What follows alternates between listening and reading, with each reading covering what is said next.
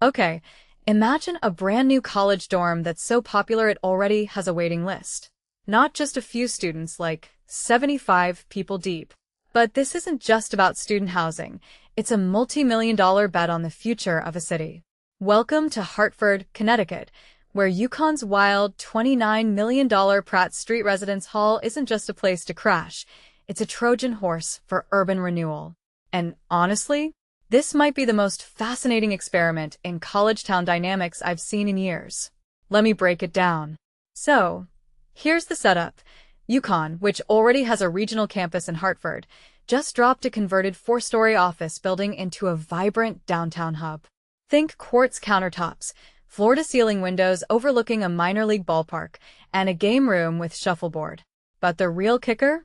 This place is fully booked, with students ditching suburban dorm vibes for the chaos of city life. And get this, it's sparking a debate about what it means to be a college town in 2026. Let's unpack the student angle first. Take Kira Messick, a sophomore who lived in a leased apartment nearby last year. She described feeling isolated, stuck in a building that didn't feel like a community. Now, she's a resident assistant here, hyping up the energy of Pratt Street. And honestly, her story hits on something deeper: the psychology of space. When you're stuck in a generic apartment, you're a tenant. But in a converted office building with a 3-story atrium and bold-colored couches, suddenly, you're part of a scene. The architecture itself forces interaction.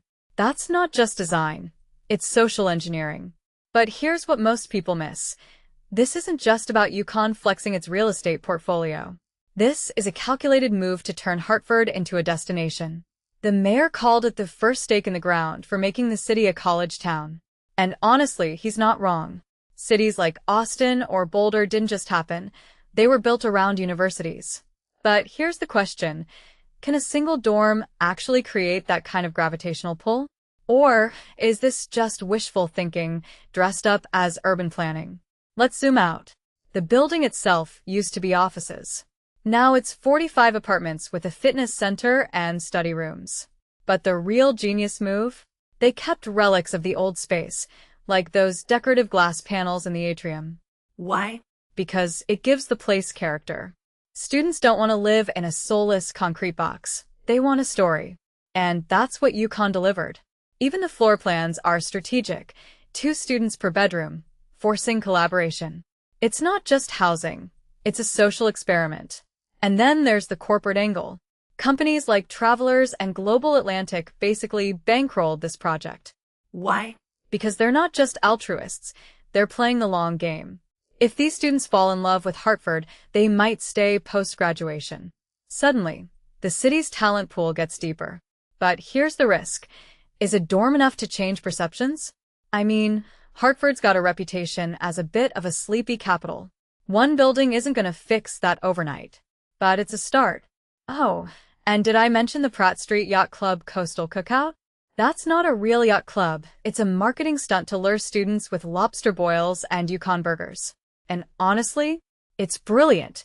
Merchants are leaning into this with custom student menus and soft-serve ice cream expansions. But this isn't just opportunism, it's survival. Small businesses know that a thriving student population can be the difference between empty storefronts and bustling sidewalks. Now, the skeptic in me wonders, what happens when the novelty wears off? The waiting list is hot now, but will it last? And what about the 242 Trumbull Street building next door? Developers are already eyeing it for more housing. If they pull that off, Hartford could see a critical mass of students. But if they don't, this Pratt Street experiment might end up as just a shiny building in a half-empty neighborhood. Here's my hot take. This project matters way more than people realize. It's not about luxury kitchens or shuffleboard tables. It's about whether universities can act as urban developers, stitching together education, economy, and culture.